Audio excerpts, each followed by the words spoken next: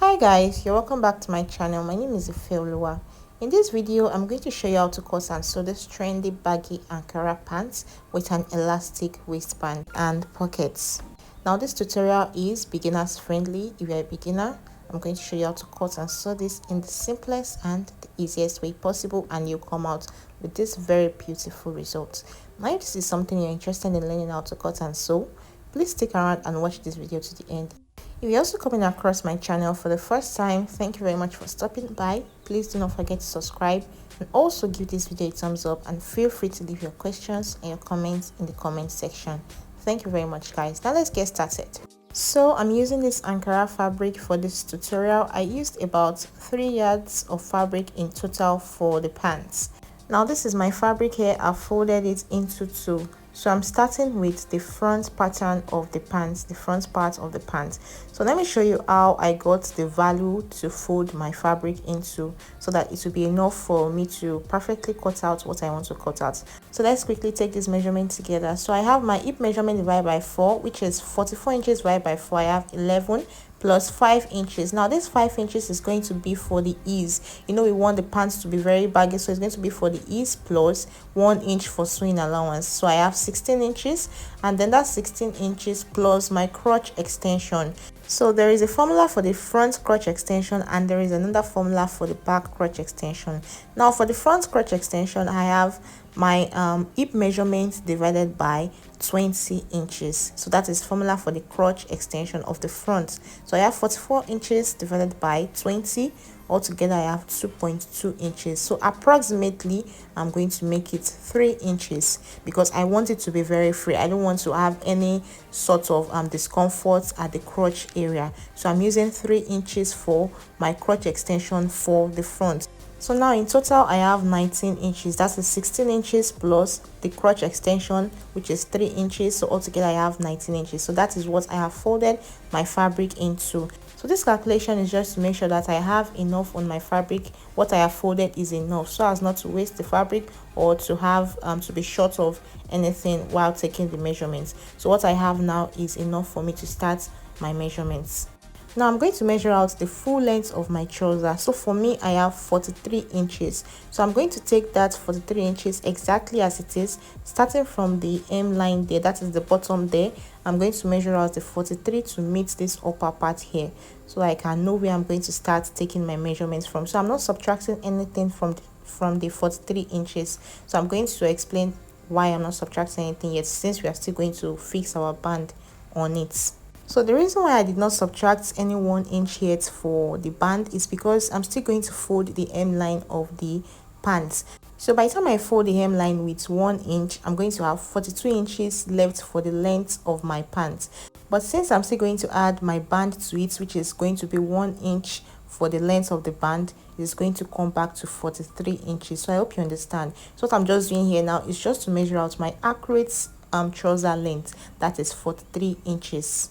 Now from this line that I have now marked to know the length of the pants, I'm going to measure out my hip line measurements. So this line is going to represent the waistline. Then from this line, I'm going to measure out my hip line measurement. So for me, my hip line measurement is 9 inches.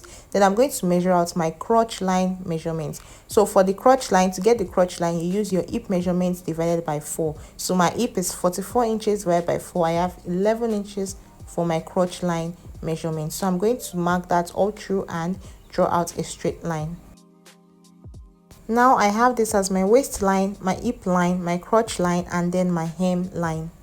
Now I'm going to measure out how wide I want my pants to be. So that is my hip measurement divided by 4 plus an extra 5 inches for ease. So under this ease, I have 1 inch for my sewing allowance. So that is my hip measurement divided by 4, 44 divided by 4, which is 11, plus 5 inches for ease, that is 16 inches in total. So you can go ahead to use any measurements you want for your ease. Depends on how baggy you want this to be, depends on how large you want it to be. So this is just fine for me. Now from this line here, I'm going to go ahead to measure out the crotch extension for the front. So I already said the formula for the crotch extension for the front is the hip measurement divided by 20. So I have 2.2. I'm going to approximate it to 3 inches because I want it to be really free. I don't want any tightness on the crotch area. So I'm going to mark out that 3 inches, and I'm going to use my armhole cuff to connect from that point into this line that we already made here. Now I'm going to draw a straight line from this crotch to meet the M-line. So guys, this is just it for the front pattern. Then to cut out, before I cut out, I'm going to add 0.5 inch for sewing allowance on the waistline area, 0.5 on the crotch line area, and then 0.5 at this side here of the pant. So that is just all for it. So I already have my length of the pants, and then I'm going to go ahead to cut out what I have. So after cutting out, I'll also go ahead to split this part open. So I'm going to open it up this way. So guys, this is it for the front part of the pants, and I'm going to use this front to cut out the back. So I've gone ahead to fold the fabric into two in a way that is going to be sufficient enough for the back, because we'll be adding extra inches for the back, like an extra 2 inches. So you make sure that you folded your fabric in a way that is going to be sufficient. Now I'm going to place this my front pattern on it, because I'm going to be using this front pattern to cut out the back. So I'm going to make sure that they align well together, especially the length of the pants, or if you're even using a fabric that has a specific type of pattern, you make sure that they align very well together.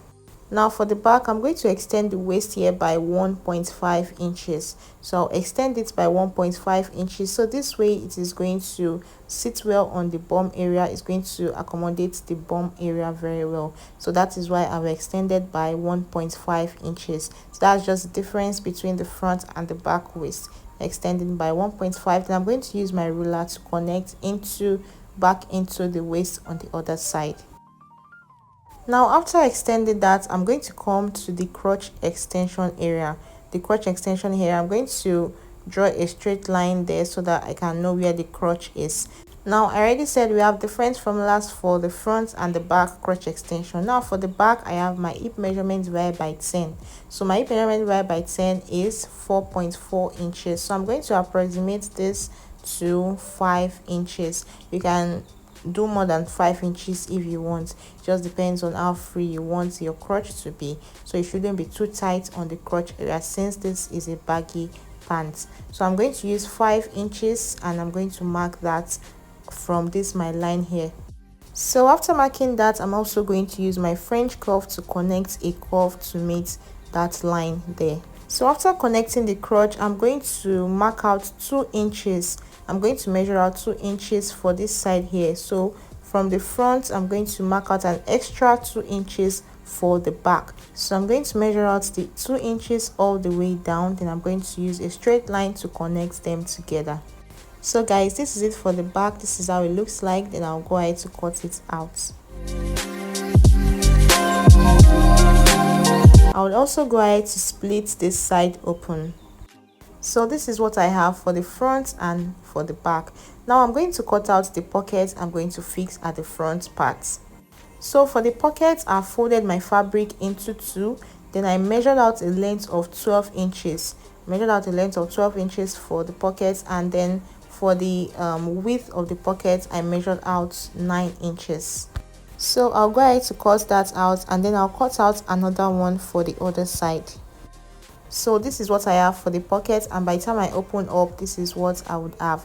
So what I want to do now is to create the pocket opening. Now I'm going to open this up. You make sure that the right sides are facing each other. I'll open this up, and then I'm going to place it underneath this my pattern so that I can see what I'm cutting very well. So I'm going to make sure that they are well arranged, and then I'll place the pockets underneath my pattern for the front. Make sure that it is the front you are cutting, not the back. So on the waistline area here, I'm going to measure out about 4 inches or 3 inches. So I used 4 inches for mine. I measured out 4 inches for mine, and then I'm going to measure out the pocket opening. So you make sure that it is something that your hand can easily slide into. So I used 6 inches for mine, 6 inches for the pocket opening. Now, so I can conveniently cut out this pocket, I had to separate the seam allowance from the normal allowance. So I separated, that is 1 inch.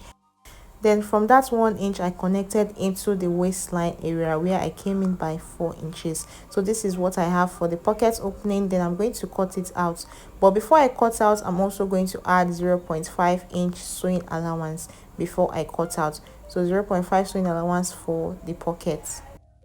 So guys, this is how it looks like after cutting. Once again, you make sure you're cutting only one side of the pocket, not the both of them. So this is how it looks like. Now I'll go ahead to sew this on my machine. Now for the sewing, I'm going to start with the crotch area, the crotch line area. This is for the front. I'll sew using 0.5. Then I'll go ahead to do exactly the same thing for the back, sew using 0.5. So guys, this is what I have after sewing the crotch. And then for the front, I'm going to attach the pocket to it. So the pocket that's already cut out, I'm going to attach it to the front. So let me turn it over this way so that you can see it clearly and you can understand better. So I'm going to take the pocket that I already cut out, and then I'm going to attach it to my front pattern. So you make sure that the right sides are facing each other. The right side of the pocket is facing the right side of the pants itself. Then I'm going to pin them together and I'll sew using 0.5 inch. So I'll go ahead to do the same thing for the other side, and then you can notch the especially this edge here that has the corner, and then you can top stitch. So you notch and you top stitch, so it's going to come out very neat. So guys, this is what I have after sewing the pockets. This is the result, and you can see how clean and neat it is. So that's corner there. That's why I said you should top stitch. You should notch before top stitching so that this corner can appear well. And then you can see the one inch for the sewing allowance. That is what it's going to look like. Now the next thing to do in order to make the pocket complete is to stitch together. So you see that this is what I have after opening up. Then by the time you close it up, this is what you are going to have. So you would have to stitch the lower part here using 0.5 inch. So you stitch them together. So I hope you understand. This is how the pocket is normally after you stitched. Then you're going to take this other side here and you place it. You make sure that it is equal on the other side here. Then I'm going to stitch the lower part using 0.5 inch. So guys, this is the result after doing that. This is what I now have for my pocket after stitching the lower part. So this is how the other side looks like too. Then what I'm going to do now is to arrange this part perfectly together. Then I'm going to use my pin to hold them. So this is the side, so that by the time I want to sew the side of the back to the front, I won't have any mistake or anything. So I'm going to use my pin to attach them together very well. Now the next thing to do is to join the sides together. So the sides of the front and the sides of the back, I'm going to join them together using the 1 inch that I prepared for the seam allowance for the joining. Now after joining the sides together, I'll also go ahead to hem the lower part. So I'm going to tape it using 1 inch in total. So I'll first of all tape it using 0.5, then I'll tape it again using 0.5, so 1 inch in total. So this is what I have after sewing the sides and also taping the hemline. Now the next thing to do is to join this opening together. So that is the crotch area opening. I'm going to use 0.5 inch to join them together. So this is what I have after joining them together. Now the next thing to do is to fix the band. So I'm going to turn this to the other side, to the right side, and then I'll measure out what I have on my waistline area in order to cut out the band. So you make sure that you arrange the pockets very well. You can use your pin to hold them together so that they can be very well arranged by the time you want to fix in the band.